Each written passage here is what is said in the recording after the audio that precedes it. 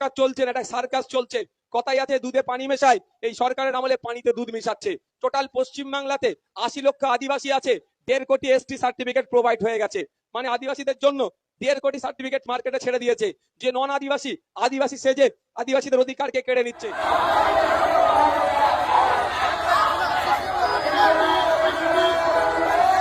আপনাদের কথা দিয়ে যাচ্ছি, ক্ষমতায় আমাদের নিয়ে আসুন, মাত্র 6 মাস টাইম নেব আপনাদের কাছ থেকে।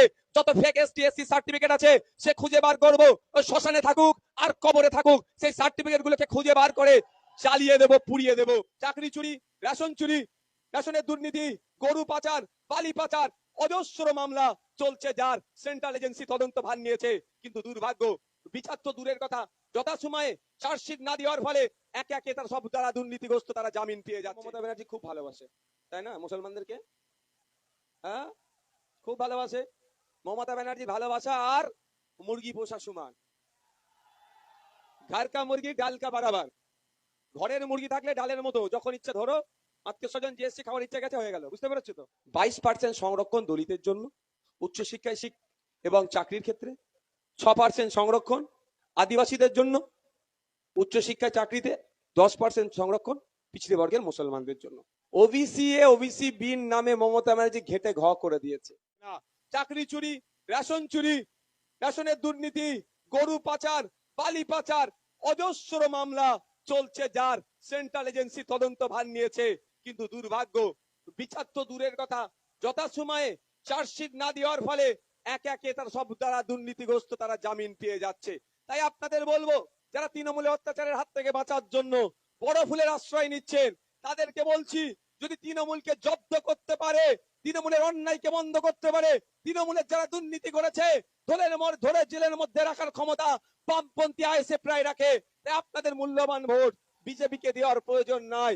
আপনাদের মূল্যবান ভোট আসুন আইএসএফ এবং বামেদের যে জোট হয়েছে, কুলতুলি জয়নগর থেকে শুরু করে সারা রাজ্যে, আমাদের হাতকে শক্ত করুন। কথা দিচ্ছি, আপনারা আমাদের হাতকে শক্ত করলে এই দুর্নীতিগ্রস্ত তৃণমূলকে আমরা জব্দ করব, জেলের মধ্যে রাখবো, জেলের ভাত এদেরকে খাওয়াবো। রিজার্ভ, 2টো সিটি রিজার্ভ। এসসি সমাজের মানুষ স্বাভাবিকভাবে এখানে বেশি আছে, এসসি সমাজের মানুষ স্বাভাবিকভাবে এখানে বেশি আছে। আমি শুধু আপনাদের একটা প্রমাণ দেব, আপনাদের কাছে একটা উদাহরণ তুলে ধরবো। মাইনরিটিদেরকে মমতা ব্যানার্জি খুব ভালোবাসে, তাই না মুসলমানদেরকে? হ্যাঁ, খুব ভালোবাসে। মমতা ব্যানার্জির ভালোবাসা আর মুরগি পোষা সমান। ঘর কা মুরগি ডাল কা বরাবর। ঘরের মুরগি থাকলে ডালের মতো, যখন ইচ্ছে ধরো, আত্মীয় স্বজন যে এসে খাওয়ার ইচ্ছা গেছে হয়ে গেল। বুঝতে পেরেছো তো? তো যখন ইচ্ছা মমতা ব্যানার্জি গাড্ডাই পড়ে, মুসলমানদেরকে দিয়ে গাড্ডা বুঝিয়ে পার হয়ে যায়। 22% সংরক্ষণ দলিতের জন্য উচ্চশিক্ষায় এবং চাকরির ক্ষেত্রে, 6% সংরক্ষণ আদিবাসীদের জন্য উচ্চশিক্ষায় চাকরিতে, 10% সংরক্ষণ পিছড়ে বর্গের মুসলমানদের জন্য। এবার এটা কি সবাই পাচ্ছে সঠিক সংরক্ষণ? ওবিসি এ ওবিসি বিন নামে মমতা ব্যানার্জি ঘেটে ঘ করে দিয়েছে। বামেদের আমলে যে ওবিসি ছিল, সুপ্রিম কোর্ট পর্যন্ত হাত লাগাতে পারেনি। মমতা ব্যানার্জি যে ওবিসি গুলো নিয়ে এসেছে, সেইগুলো শুধু ভুল পন্থা অবলম্বন করার জন্য রিজেক্ট করেছে। তাই আপনাদের বলবো, আনুন আমাদের ক্ষমতায়, ঘেটে ঘকে আবার নতুন করে সার্ভে করে সায়েন্টিফিক ওয়েতে কমিশনের গাইডলাইনকে মান্যতা দিয়ে আমরা কি করব? ওবিসি লিস্ট তৈরি করব। রঙ্গনাথ মিশ্র কমিশনের সুপারিশ অনুযায়ী পিছড়ে বর্গের মুসলমানকে এগিয়ে নিয়ে যেতে যে 10% সংরক্ষণের কথা বলেছে, আমরাই দেব। উচ্চ প্রকৃত যারা গরিব তারাই পাবে, তার ব্যবস্থা আমরা করে দেবো। এই মমতা ব্যানার্জির মতো দ্বিচারিতা আমরা করব না, এ কথা দিয়ে যাচ্ছে। শুধু তাই নয়, 22% সংরক্ষণ দলিত হিন্দু ভাইদের জন্য করলেও খাতায় কলমে 100 জন চাকরি পেলে 22 জন দলিত পাচ্ছে, কিন্তু প্রকৃত দলিত পাচ্ছে না 22 জন। ফেক সার্টিফিকেট ইস্যু করে প্রকৃত দলিতদের অধিকারকে কেড়ে নিচ্ছে কারা? এই মমতা ব্যানার্জি। আমি আপনাদের কথা দিয়ে যাচ্ছি, যেভাবে নোংরামি চলছে এটা আমি বন্ধ করবো আমরা। শুধু তাই নয়, 100 জনের মধ্যে 6 জন সরকারি চাকরি পাবে আমার আদিবাসী সমাজের মানুষ। কিন্তু আমরা কি দেখছি? এই সরকার চলছে না, এটা সার্কাস চলছে। কথাই আছে দুধে পানি মেশায়, এই সরকারের আমলে পানিতে দুধ মেশাচ্ছে। টোটাল পশ্চিমবাংলাতে 80 লক্ষ আদিবাসী আছে, 1.5 কোটি এসটি সার্টিফিকেট প্রোভাইড হয়ে গেছে। মানে আদিবাসীদের জন্য 1.5 কোটি সার্টিফিকেট মার্কেটে ছেড়ে দিয়েছে, যে নন আদিবাসী আদিবাসী সেজে আদিবাসীদের অধিকারকে কেড়ে নিচ্ছে। তাই আমি আপনাদের কথা দিয়ে যাচ্ছি, ক্ষমতায় আমাদের নিয়ে আসুন, মাত্র 6 মাস টাইম নেবো আপনাদের কাছ থেকে। যত ফেক এসটি এসসি সার্টিফিকেট আছে সে খুঁজে বার করবো, শ্মশানে থাকুক আর কবরে থাকুক, সেই সার্টিফিকেট গুলোকে খুঁজে বার করে জ্বালিয়ে দেব, পুড়িয়ে দেব।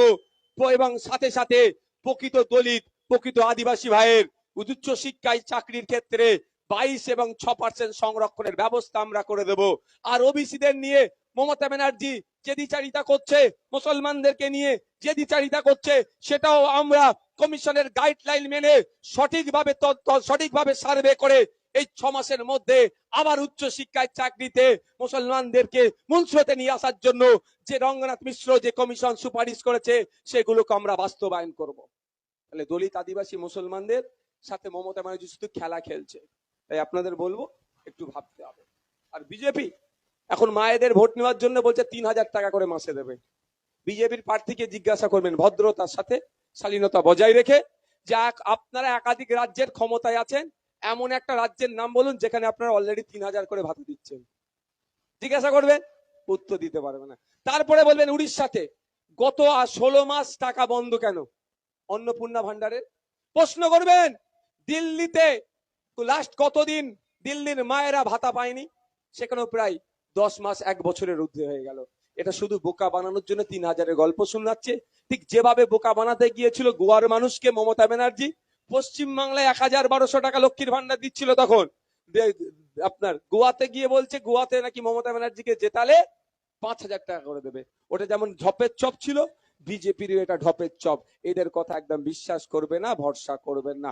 তাই বন্ধুগণ, আমি আপনাদের বলবো, আপনাদের মূল্যবান ভোট নষ্ট করবেন না। আজ আপনাদের পায়ের নিচে মাটি আছে, কালকে পায়ের নিচে মাটি নাও থাকতে পারে। তাই যে মাটিটা আছে শক্ত করার জায়গা আছে, যে হাতে ক্ষমতাটা আছে, ভোট দানের ক্ষমতাটা আছে, চক্রান্ত করে পশ্চিম বাংলার 27 লক্ষ বাঙালির তার মধ্যে কেড়ে নিয়েছে, আগামী দিনে বেশিও কেড়ে নিতে পারে। যদি দেখুন সরকারে আমরা থাকতাম তাহলে এ সাহস দেখাতে পারতো না। কেরলে এসআইআর হলো, তামিলনাড়ুতে হলো, 12টা রাজ্যে এসআইআর হলো। কোন রাজ্যে লজিক্যাল ডিসক্রিপেন্সি হয়েছে, কোন রাজ্যে আন্ডার অ্যাডজুডিকেশন হয়েছে, আর কোন রাজ্যে র্যান্ডামলি এই ধরনের নাম 27 লক্ষ বাদ গেছে, একটা রাজ্য দেখাতে পারবেন না। কেন এটা হলো? এক কথায় আমি উত্তর দেব, সেই জ্যোতিবাবুর কথা মনে পড়লো, সরকার না চাইলে দাঙ্গা হয় না, আর সরকার না চাইলে ভোটের নাম ডিলিট হয় না। মমতা ব্যানার্জি চেয়েছে তাই ডিলিট হয়েছে, মমতা ব্যানার্জি না চাইলে ডিলিট হতো না।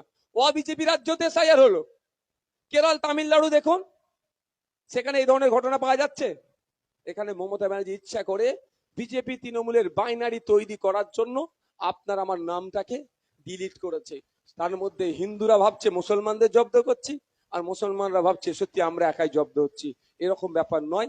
27 লক্ষ মানুষের নাম বাদ পড়েছে, যার মধ্যে আমার হিন্দু সমাজের মানুষ 17 লাখ, আমার মুসলিম সমাজের মানুষ 10 লাখ। কিন্তু 17-10টা বড় কথা নয়, আমরা পশ্চিম বাংলার নাগরিক, আমাদের পরিবারের 27 লাখ নাম বাদ দিয়েছে। মোদী মমতা চক্রান্ত করে 27 লক্ষ মানুষকে আতঙ্কের মধ্যে রাখেনি। আমরা মনে করি আমরা বাঙালি, পশ্চিম বাংলার মানুষ 10.5 কোটি মানুষের বুকে ব্যথা দিয়েছে, আতঙ্কে রেখেছে। এই আতঙ্কের জবাব আগামী 29 তারিখে দেব।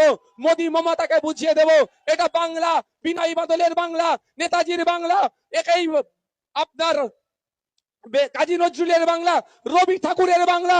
এ বাংলায় বাঙালিদেরকে তোমরা চেনো না, এই বাংলার বাঙালিদেরকে নিয়ে তোমরা খেলা করছো। এই নির্বাচনে বাঙালিরা বিজেপি তৃণমূলকে শূন্য করে ছাড়বে। হ্যাঁ আমি বলছি, আজকে শুধু এই ভোটার লিস্ট নয়, কালকে আপনার নাগরিকত্ব কেড়ে নিতে পারে। আজকে ভোটার লিস্ট থেকে নাম কেটেছে, এই ভোটার লিস্ট থেকে নাম বাঁচানোর লড়াইটা কারা করছে? মোস্তারি বানু করছে মামলা, নওশাদ সিদ্দিকী করছে, এটাও মাথায় রাখবে। বামেরা করছে, আইএসএফ করছে। আজকে মমতা ব্যানার্জি কোথায়? আমার লাশের ওপর দিয়ে এসআইআর হবে, খুঁজে পাওয়া যাচ্ছে মার্কেটে। আর তার ভাইপো অভিষেক বাবু কোথায়? অভিষেক বাবু দেগঙ্গায় গিয়ে আইএসএফ এর ভূত পেয়ে আইএসএফ এর নামে ভুলভাল বকতে শুরু করছে। 1 লক্ষ মানুষকে নিয়ে জমায়েত করে বলেছিল প্রোগ্রাম করব, দিল্লি নিয়ে গিয়ে নির্বাচন কমিশনের অফিস। একটা যদি নাম কাটে, এদিকে 27 লাখ নাম কেটে দিল, কোথায়? নাই।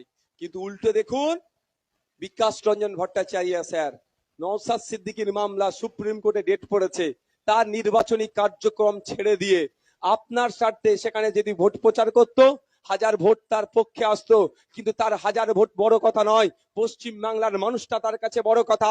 27 লক্ষ মানুষের ভোটটা বাঁচানো তার কাছে বড় কথা, আর্টিকেল 326 কে বাঁচানো তার কাছে বড় কথা। তাই তার নির্বাচনী সমস্ত কার্যক্রম ছেড়ে দিয়ে আমার করা মামলাতে তিনি সুপ্রিম কোর্টে ছুটে গেলেন আপনার ভোটাধিকার বাঁচানোর জন্য। হ্যাঁ, এটা বামপন্থী, এটা আইএসএফ এর আদর্শ, একটু ভাববেন আপনারা।